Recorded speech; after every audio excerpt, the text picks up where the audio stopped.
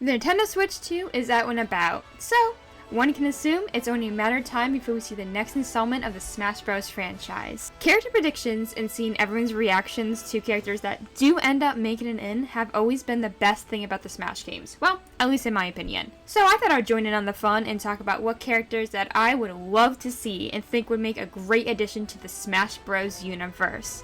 No time to waste, let's get right into it.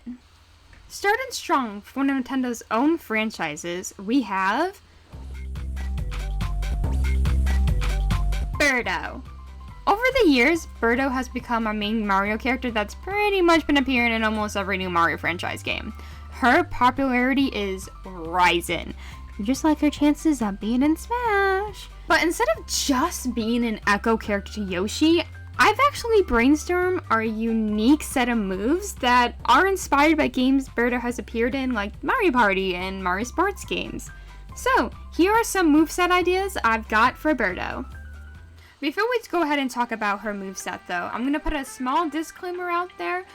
I'm not going to go into so much detail where I go ahead and list every single set of movesets like ground attacks, smash attacks, aerial attacks, grabs and throws.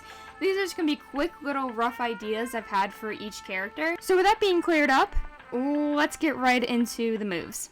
While I did say that Birdo's definitely not an echo fighter for Yoshi, I think they would have very similar jab attacks. But that's pretty much where it ends for any Yoshi and Birdo kind of similarities. How Birdo uses her eggs would be a lot different than how Yoshi does. Birdo would have a move called Egg Shot, where she would shoot eggs from her mouth and kind of use it as a projectile. I can also see Birdo taking her tennis rackets and just swinging at opponents. Every time she hits them, there would be quite a bit of a knockback, kind of like Waluigi's assist trophy, except it is Birdo, so she'll do it better. Now, if you really want to send your opponent flying, then we have to talk about Birdo's Golf Club. Birdo's Golf Swing will be a basic charge attack where the longer you hold the charge, the greater the swing will be once you release it. And once you release it, of course, your opponent will go flying. Okay, this next move is out there. Taking the Mario Party dice, when you jump up in the air, you can send a die straight back down, hitting any opponent that is underneath you. Now, the strength of the die does depend on what number is landed on. 1, of course, being the weakest, and you making your way up all the way to 10, and that is basically an insta-kill. So it's taken Mr. Game & Watch's Judge Attack and basically turning it into a nice fun board game. Now you may be wondering, what is Birdo's recovery? How is she going to get back on the stage when she falls? Don't worry, I got you covered. Her iconic bow becomes a giant pair of bow wings that will flutter and flap her way up back to the stage. Lastly, Birdo's final smash. It would be a cinematic scene taken straight from the Super Strikers games. She shoots the ball at opponents who are dazed goalies and scores by kicking them out of the arena for the goal. Moving on to our next character, we have Octolings from the Splatoon series. With Octolings being able to be played at the start of Splatoon 3, and that we already have Inkling in Smash, it's most likely that Octoling will be the next character rep of the Splatoon franchise. Octoling would have a similar playstyle to Inkling, however, with a different set of weapons. The different set of weapons would consist of Dually Roll. When shooting ink at your opponent with your dualies, you can dodge attack with a quick roll, the Tent Umbrella. It shoots the umbrella forward, pushing foes back while also blocking attacks. You can easily swim up from behind the umbrella to close any gap. Tri-Stringer allows you to shoot 3 ink arrows up in the air at enemies. Splatana Wiper quickly shoots out a wall of ink at the foe. Ink Mine. You can put down an ink mine that can be hidden in ink and is automatically activated when stepped on. The Blobbler shoots out a wave of bouncy bubbles that can travel far and hit hard. And of course, the Krillin Bomb, a bomb that can only travel in ink and explodes once it's made contact. The downside is that it can just fall right off stages and not hit anyone. For the recovery, I went with a special weapon. That special being the Zipcaster. You can fling in any direction and it has a long reach, but the only downside is that you have to attach to something, like an edge or a platform, in order for it to pull you up and work. The final smash for Octoling would be the triple ink strike. 3 ink strikes are shot up then come striking back down onto the stage. It takes up a lot of the stage's space, so it's very easy to get caught in it. If you do get struck, then you'll get dealt massive damage, which, of course, can KO you. I've noticed a trend with each Pokemon starter addition to Smash.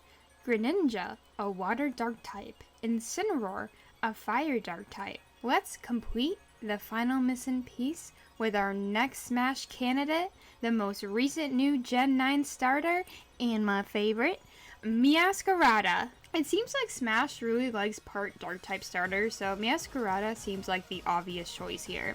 Meowscarada has a cunning magician prankster aesthetic, which works well with its moveset. For normal melee attacks, they would just scratch at their opponents with their paws. But here's some more Pokemon moves I think Meowscarada would rock.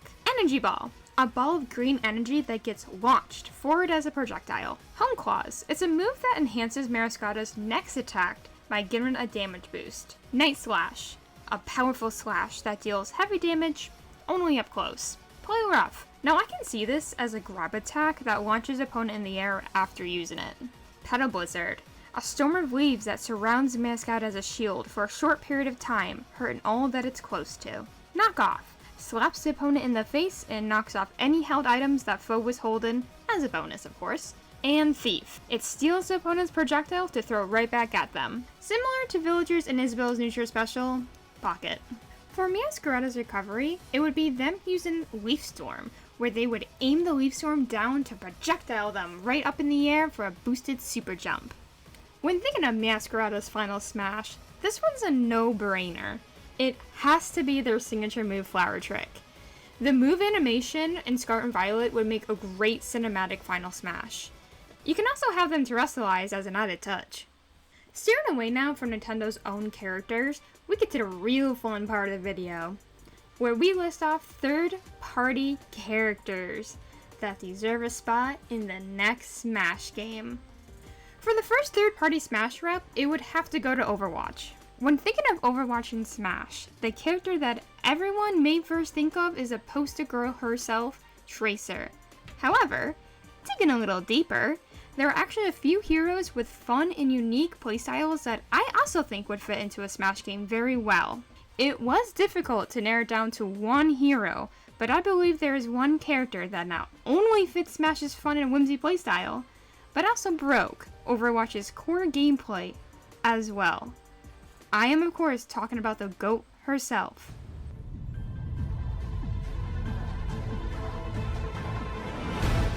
Brigitte has an interesting playstyle, where she can be both a defensive character or an all-in brawl character. She could control space really well, and here are some attacks that would allow her to do so. Just like how her shield is used in Overwatch, you can put your shield up to block all attacks, including grab attacks.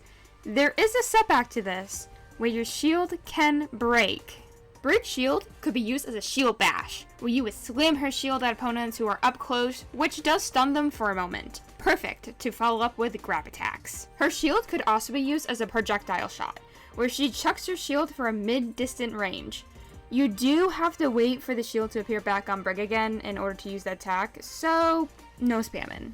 Brig also carries a deadly mace around that would of course be included in her moveset. For a long range attack, Brig whips out her mace and launches it at faraway opponents to knock them back. It can be used up close as well to stagger the opponent away, but it is best used for long distance. This next move is a risky one. Brig can drop armor packs that can not only heal you, but also opponents that happen to pick up those armor packs as well. For Brigitte's recovery, it would be simple as using her mace like a grappling hook, where it hooks onto a ledge and launches her up towards it. You can also use your shield bash in the air to launch forward as well. Brigitte's final smash would of course be her ultimate in Overwatch. You activate Rally and all near opponents gets transported to a cutscene where a bunch of other Overwatch characters help fight alongside her, with Brigitte getting the final blow by throwing her mace into the foes, launching them away. Moving on, the next third-party character I would love to see in Smash is the Farmer from the Harvest Moon / Story of Seasons franchise. Story of Seasons, previously known as Harvest Moon before the development split, is a classic series that have inspired, and I would even go as far to say, paved the way to the farm and sim genre. This series is beloved by many, and I think the farmer would be a wonderful character to be added into Smash. The farmer has a large range of farming equipment that could be used as weapons, and hey, maybe even help from the farm animals as well. If Peach can chuck turnips, then I think the farmer is more than happy to as well. For basic melee jabs, the farmer would attack by using their sickle to swing at opponents. The farmer would use their hammer to slam down on opponents. I can see this as a potential down air attack.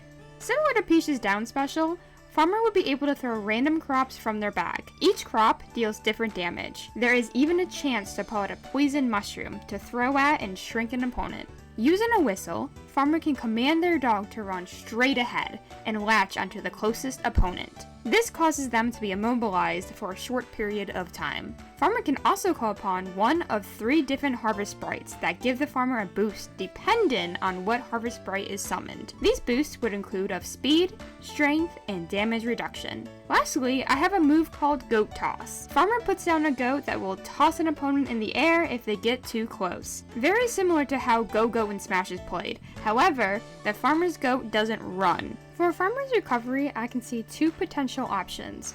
The most likely option would be the grass paraglider shown in the newest Story of Seasons game's Grand Bazaar. The more out there option is having the farmer hold on to one of their chickens as they lift you up and struggle for a bit while trying to fly. Farmer's final smash would have a cow rushing out, and anyone who gets hit are sent to a cutscene. The cutscene would have farmer ring a bell, and all their farm animals would come running and stampede over the opponents.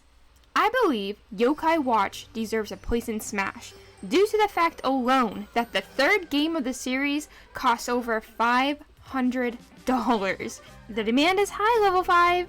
Release Yokai Watch 3 for Switch 2, please. The perfect character to represent the yokais is, of course, the Charmin. Jibanyan! Jibanyan's melee attacks would just be him using his paws to jab at opponents. Jibanyan can use his flame technique to throw out fireballs as a projectile. They don't do much damage, but they can be spammed. To make a dramatic impression, Jibanyan can explode, which deals massive damage to everyone in the close surrounding area. However, it also hurts him as well. Now, Jibanyan's next playstyle would be centered around this next attack.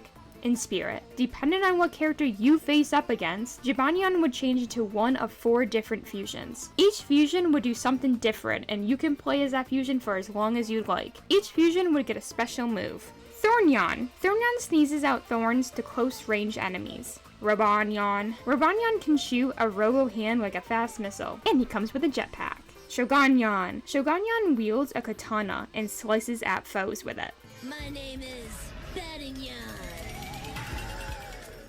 Bidanyan loves to litter, so he would throw litter like crumpled out paper or candy wrappers at the opponent. He can also throw banana peels that can make them slip. Since Jibanyan is a yokai, for his recovery, he can just use his spirit powers and float or fly up for a period of time. For his final smash, Jibanyan would use his iconic Paws of Fury. Jibanyan summons the courage to go all out on the opponent for a non-stop beating using his paws. What would be a more awesome way to bring back and reintroduce the audience to this next character than by bringing him into Smash? I'm talking about the thieviest raccoon, Sly Cooper. With tons of spy gadgets, a group of friends to back him up, and his mysterious charm, Sly would have no problem sneaking in and stealing the show. For his moveset, Sly would rely on his cane and a bunch of spy gadgets. Using his rocket boots, Sly can glide really fast in any direction you feel like going in. An easy way to go in and get out. Tossing a smoke bomb either at the ground or forward causes the area it lands on to have its view obscured. It deals no damage, but it can make it harder for your opponent to try to guess what your next move will be. If you don't feel like being attacked, then feel free to throw down a decoy to take the hit instead. The decoy mirrors Sly's walk. Use it to confuse your opponent on which one's the real you. The decoy goes away once it is hit. For a limited time, while holding down this move's button, Sly turns invisible. Sneak attacks are Sly's specialty after all. Sly's cane has a move called Spin Cane Charge. Sly can use his cane to spin dive down onto an opponent. Sly's recovery would be his paraglider. Control his paraglider in any direction you want to go in. Sly also has the ability to use his cane to hook on ledges. When thinking of Sly's final smash, I thought it would be fitting to use his tornado swoop. In a cinematic scene, Sly uses his cane to swoop up nearby enemies and beat them up in what appears to be a quick tornado of pain. We're going to the Outbacks for this next character. I'm talking about Ty the Tasmanian Tiger. Ty is one of those characters that can bring a fun, but probably annoying gimmick to Smash. A speedy, long-range attacker that predominantly uses boomerangs as their weapons. Sounds like a good time to me. Also, I just love this series, and hope that it finally gets the love and recognition it deserves. Ty's whole playstyle will revolve around his boomerangs. Each boomerang will do something different. With Ty's Frosty Ring, continuous hits on an opponent will cause them to eventually be encased in ice. Ty's Flamerang creates a large wall of lava once it makes contact with the enemy. The Zappy Ring will have the same idea as the Frosty Ring, except landing continuous hits with the Zappy Ring cause an opponent to be stunned with shock. Lastly, Ty has his Multi-Rangs, which would chuck 3 boomerangs at once. While mainly relying on his boomerangs, Ty does have attacks that involve biting. Ty can chomp at foes in close range attacks. You can even dive into an opponent by biting them. For Ty's recovery, he would use his boomerangs to glide in the air. The glide can go far, but it descends the further you go. Ty also has a lasso ring that can be thrown up and attached to edges and platforms, allowing Ty to crawl up it. For his final smash, Ty would use his deadly ring. Ty throws the smash boomerang at the opponent, and once it hits, the screen cuts to Ty throwing a bunch of boomerangs. Then, for the final throw, he takes out his deadly ring and chucks it at the opponent, which then explodes in the background as the boomerangs return to Ty. This next character so happens to be from one of my favorite platforming games. I'm talking about Klonoa. How ironic that the Dream Traveler himself so happens to be my Dream Smash character. Hey, if Pac-Man can be in Smash, and I think Klonoa deserves a chance to shine just as well. Klonoa has a good mixed moveset with so much potential that I would love to see come to light. Klonoa would use his Wind Ring for basic jab attacks and to grab opponents. Inspired from my favorite levels of the Klonoa series, Klonoa would use his hoverboard to perform a quick dash, hitting enemies that get in his way. For close range attacks, Klonoa would use his Breeze Sword to swash at opponents. There are a large amount of enemies in the Klonoa series that I think Klonoa can use as attacks in Smash. Klonoa would pick up a move and throw it at opponents. You can hold the move for however long you'd like until you wish to throw it. To block incoming projectiles and attacks, Klonoa would throw down a Shield Moo. Shield Moo can also use their shield to push back enemies who get too close. If you feel like Edgeguarding, then why not put down a Spiker? Klonoa can put down spikers that deal damage and knock back enemies when touched. It disappears after a little while, or whenever a new spiker is put down. When coming up with Klonoa's recovery, it was pretty easy. Klonoa throws down a move for a big jump boost. You can then travel in the air for a short distance due to Klonoa flapping his ears. For Klonoa's final smash, Klonoa would gather all the wind nearby to create a huge tornado. The tornado would pull any opponents close in, dealing massive damage before it spits them back out, flinging them off screen. For my final character that I want in Smash, I wasn't sure what category to exactly put them in. So this will be my once indie, now mainstream game series that I want in Smash. Five Nights at Freddy's. Instead of just Freddy, I'm gonna call them the Fazbear Crew, since, like what Smash did with Minecraft, each skin is a different character. So you can play as Chica, Bonnie, Foxy, or Freddy. I gave a more generic move pool that I imagine any of the Fazbear Crew could pull off. Here are some attacks that I came up with for the Fazbear Crew. Guitar Strum. A close range attack that has you whip out a guitar, and when you strum it, music notes come out and hurt whoever is nearby. Cupcake Buddy.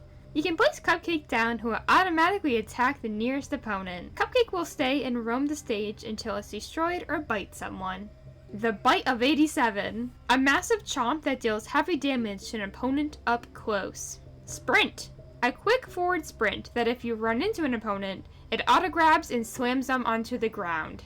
Mic Toss. Toss your microphone at opponents to use as a mid-range projectile.